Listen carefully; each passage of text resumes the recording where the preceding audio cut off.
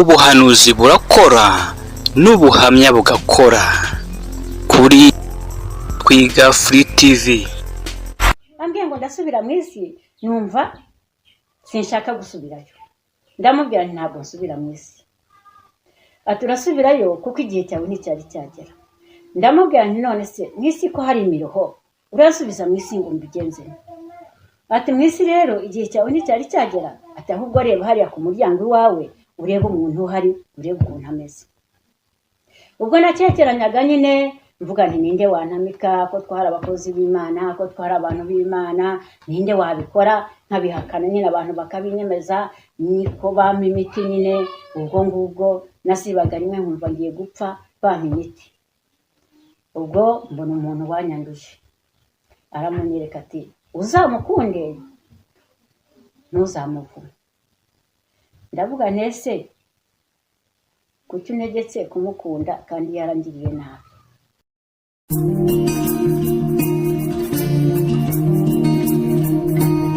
Uhera mu gitondo ufite umubabaro, izuba rikarenga ugifite agahinda.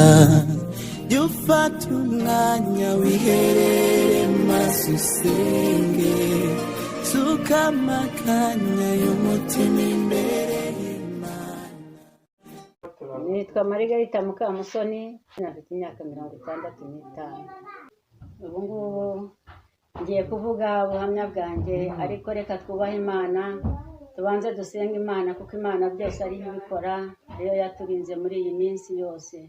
Uwiteka Mana yacu, Mana nkuru, Mana ifite imbaraga n'ubutware, turagushimye turaguhimbaje kuko uri uwera.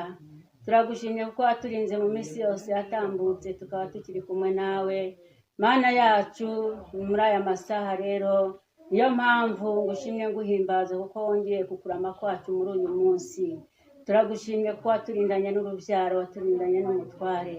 Turagushimye ko warinze itorero ryawe Nyagasani, waturindiye umuryango, waturindiye urubyaro. Mana turagushimye, waturindiye igihugu cyacu. Urakoze rero, ngaho komeza kuturinda no kutuyobora, wigaragaze muri byose. Byose ubikore nk'uko ushaka, nibyo tugusabye ku bw'izina ryawe Yesu Kristo wabambwe. Amen. Ubu rero ngiye kuvuga ubuhamya bwanjye. Kera nkiri umwana ntaramenya agakiza, nabonaga abantu bagenda baririmba, nkumva yuko ari ibisanzwe, nkumva nta n'icyo mbyitayeho. Ariko bigeze igihe numva nanjye nshatse kujya gusenga, ntangira kujya gusengera mu bagize, ariko ntabwo nahamaze igihe kuko nabonye kuko byose byari ubusa.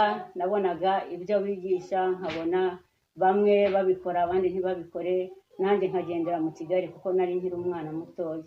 Ariko maze gusobanukirwa, ubwo naje kubamwe, ariko sinabatijwe, ahubwo naje kujya nkunda kujya gusengera ahantu baririmba, ariko nabwo ntagiye gusenga ari ukubareba gusa, abantu b'abapentekote. Nagerayo nkasanga bararirimba, nkasanga bararira, mbese nkabitegereza nkavuga nti bariya ni abasazi. Ubwo narigenderaga nyine nkagenda mvuga ko ari abasazi, ariko igihe gitoya nanjye numva ashatse kujya gusengerayo. Ubwo najya gusengerayo nagiye numva indirimbo, kuko baje bigisha abantu gusoma no kwandika, nanjye njyayo nkumva bavuga indirimbo. Bukeye nanjye injya mu bwonko, ariko sinayitaho cyane. Ariko aho maze kumva nyirizwe iyo ndirimbo niho yagarutse. Ubwo narabaye aho shakana n'umutware muri 74. Ubwo ngubwo tuza mu Gisaka. Ninje rero niho naje kumenya yuko nawe yasengaga. Ubwo mpageze turabana, igihe kiragera, nawe yarabaye umunyedini. Igihe kiragera akavuga ngo tujye gusenga ahantu hose nkanga, ariko igihe kimwe twaje kwibagirwa iminsi, kuko hari ahantu ho mu Bugunda udashobora kwibuka amatarike, twese turayibagirwa. Ubwo jewe njya guhinga ku isabato. Bukeye nawe bukeye nduhuka ku cyumweru. Ubwo rero ku cyumweru yahise ku wa mbere. Ubwo ngubwo twese iminsi iranyurana, numvise nishe isabato niho navuze ngo byose ni kimwe, ngo n'ubundi isabato nayishe ngo nzajya senga igihe mboneye. Ubwo umutware wanjye yabaye hari umupagane nyine agezeho arakizwa, sinzi ukuntu yumvise itorero ryaje arijyamo, amaze kurijyamo yumva yuko ari iryabo yasengagamo kera, aragenda arasenga, ageze arambwira ati ndumva nakijijwe. Amaze gukizwa rero ubwo njyewe nashatse kumugerageza, ninyweraga inzoga. Ubwo ngubwo ko twakijijwe dufite urutoki, nkumva yuko nzajya ninywera inzoga cyane cyane nkayishyira ku musego kugira ngo ntasinda abantu bakanseka, nkayinywa ngiye kuryama. Ubwo ngubwo igihe kimwe yaravuga ati njyewe inzoga ndaziretse. Njyewe ndavuga nti umugabo ntabwo yaziretse, reka mugerageze. Nari mfite inda nkamubwira nti mperekeza nigire kwinywera inzoga. Ubwo ngubwo rimwe aramperekeza, mbitekerezaho ndareba ndavuga nti ariko mu mutima nubwo nayinyweye yamperekeje, umutima warambwiraga ngo ugiye kuba igishegabo utegeka umugabo. Ubwo ngubwo nanjye inzoga naratashye. Muri uwo munsi ndamubwira nti uhereye umunsi inzoga ndaziretse. Ubwo inzoga naraziretse nanjye mfata agakiza, kubera yuko tukiza mu Gisaka nararwaye indwara ngera kure cyane. Ngeze kure cyane dusubirayo, dusubira iwacu, subira mu rugo iwacu. Barambwira ati ntuzasubire mu Gisaka. Ndavuga nti ese nzatandukana n'umugabo ntacyo dupfuye? Bati tuzagushingira undi. Ndabyanga. Ubwo nararwaye cyane cyane, koko ndarwara hafi igice cy'umwaka. Ubwo ngezeho mva mu mubiri ndapfa. Mvuye mu mubiri ubwo abantu bajya bavuga ngo ikuzimu ntihahari, ngo no mu ijuru ntihahari, ariko ndababwiza ukuri yuko ikuzimu harahari no mu ijuru harahari. Ubwo nari ntarakizwa, subiyeyo narapfuye, ndi umuntu anjye imbere aranyirukankana. Ngera ahantu mu mwijima w'icuraburindi, nuko umuntu arambwira ngo niseseremo. Ndamubwira ntese seseremo aha hantu urabona naseseramo? Ati seseramo none ahangaha. Ngira gutya ndamwishikanuza ndagaruka. Ubwo nagarutse nsanga abantu barize ngo napfuye. Niyo mpamvu rero mu gukizwa kwanjye numvise ntashaka gutindayo.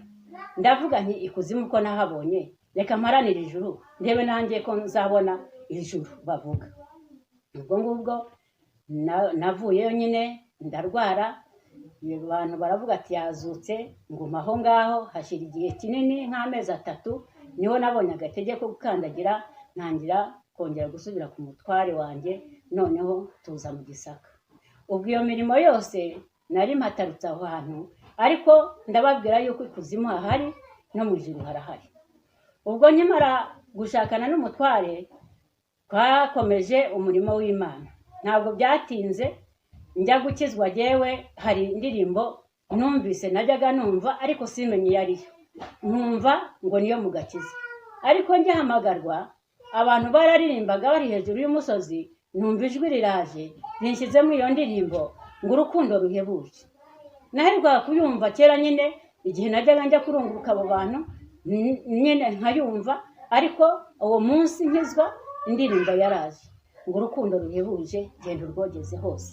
Urukundo ruhebuje ni indirimbo ya mbere ngo yaririmbwe na marayika, yumvikana mu bashumba. Twishimiye ko kumenya yuko haje urukundo rw'Imana.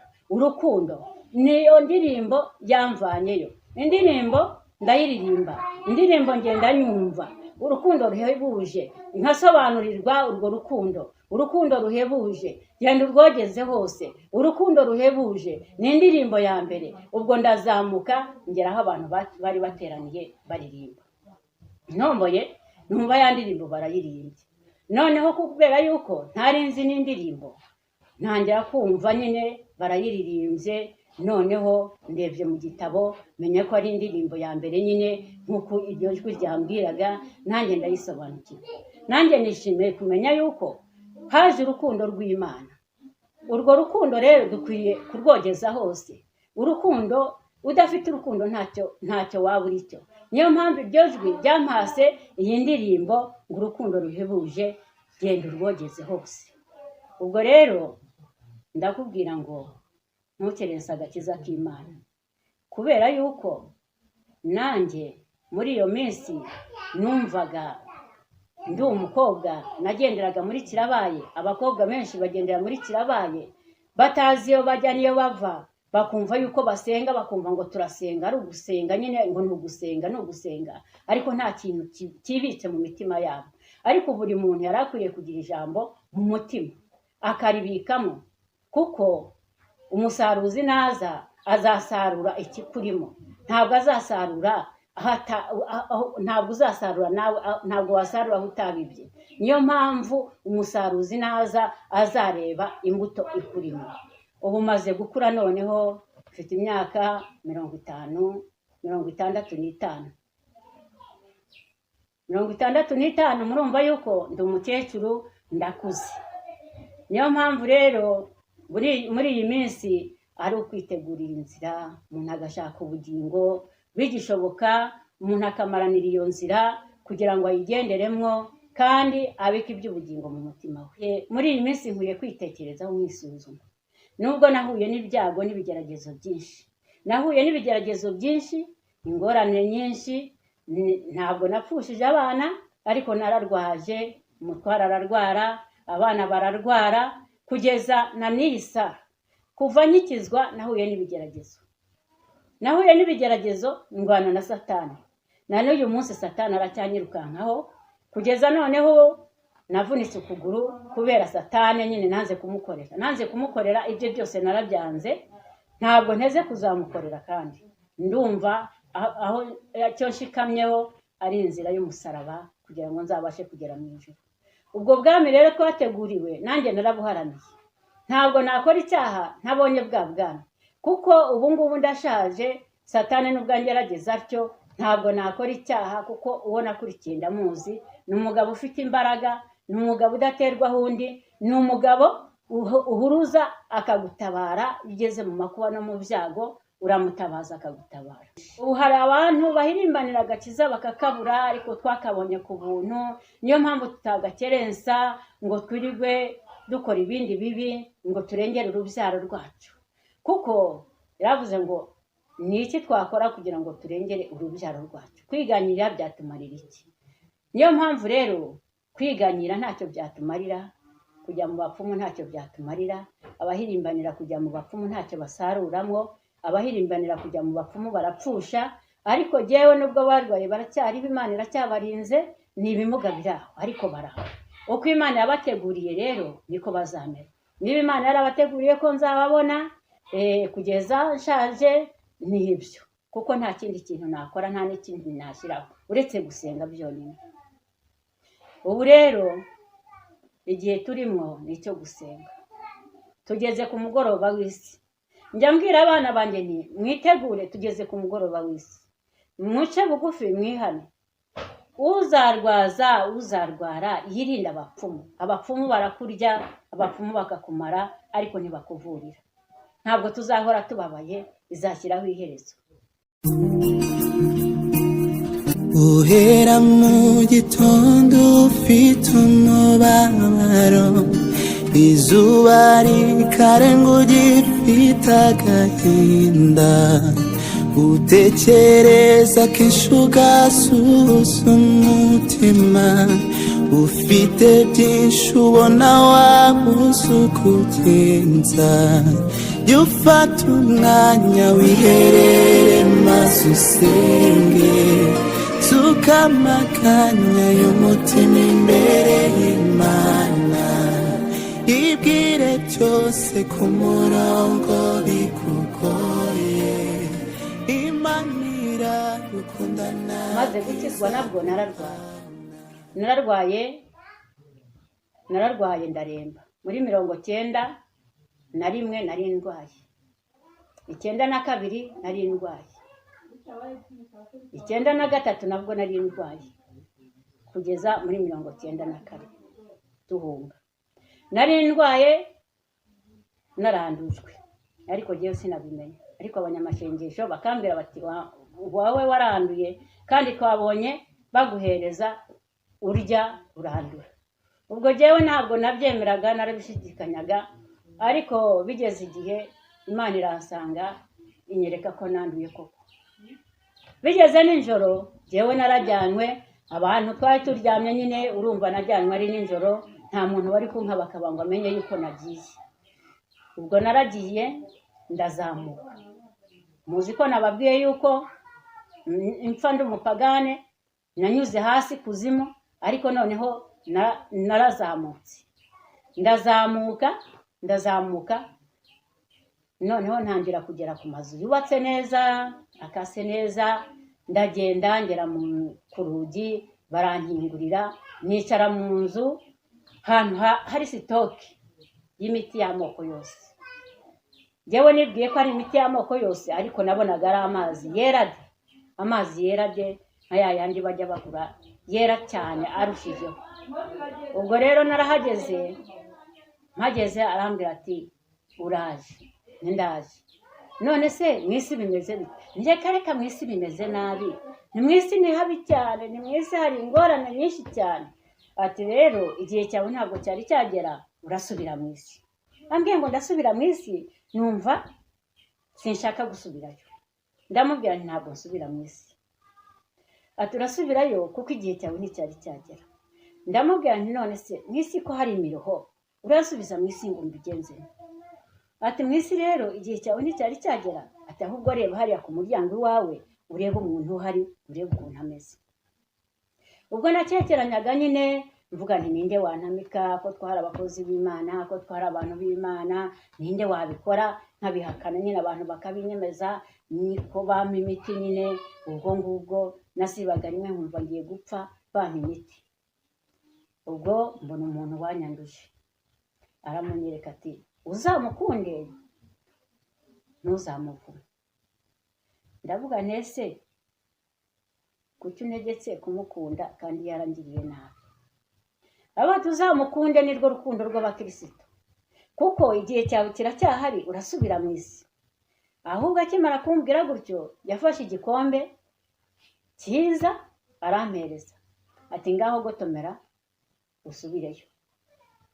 Naragotomeye ndamanuka. Ubwo nagiye kwikangura nyine, kuko yari yanyeretse ati uriruzi hasi, nkabona intumbi yanjye nyine iraryamye, ni ikintu kiryamye nkabona ni jewe, ariko umwuka atarimo.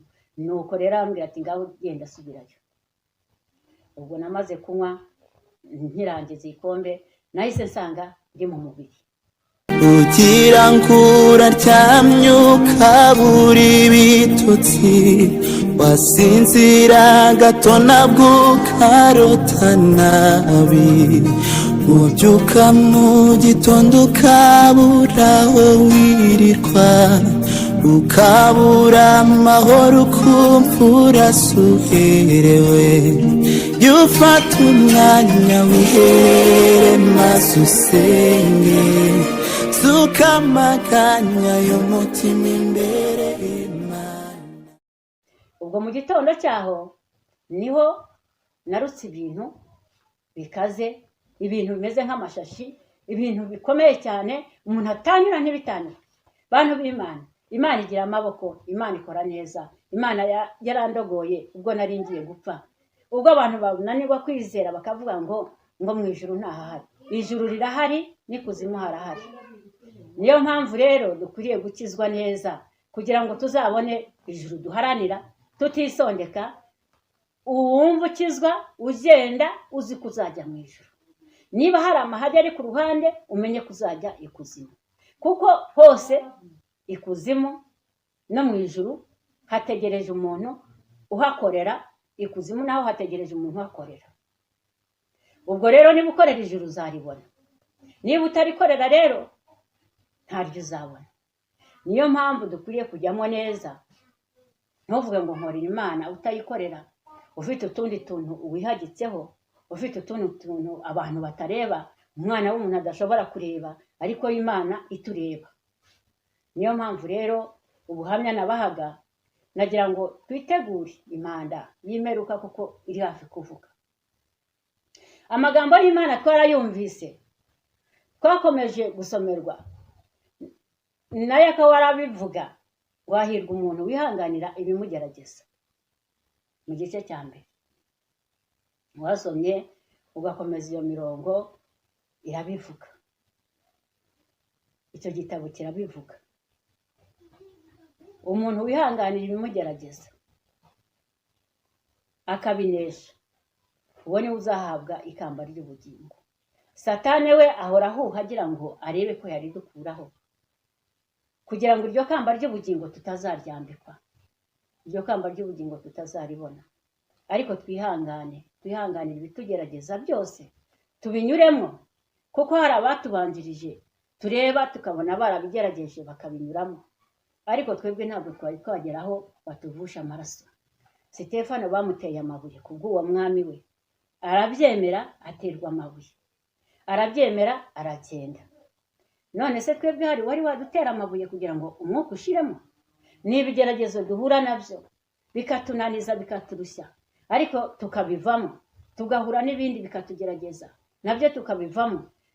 Nuko niyo mpamvu rero Yakobo yavuze ngo hahirwa uwihanganira ibimugerageza, kuko namara kwemerwa azahabwa ikamba ry'ubugingo iry'Imana yasezeranyije abayikunda. Haleluya! Imana yacu ishimwe cyane kandi himbazwe. Imana yatugiriye neza ubwo muri iyo myaka twahungaga, twari twararwaye twaraheze mu nzu, ariko Imana yatugiriye neza, turahunguka n'abana bacu. Ubuhamya bwanjye mwabwumvise, nibwo buhamya bwanjye nabahaga kugira ngo namwe mujye mumenya iby'Imana yankoreye yuko ari byiza. Niyo mpamvu ndangije shima Imana. Reka n'ubundi dusenge nk'uko natangiye nsenga. Uwiteka Mana yacu, turagushimiye, turaguhimbaje, tugushimiye kurinda kwawe gukomeye, tugushimiye ko wafashije muri ubu buhamya ntanze.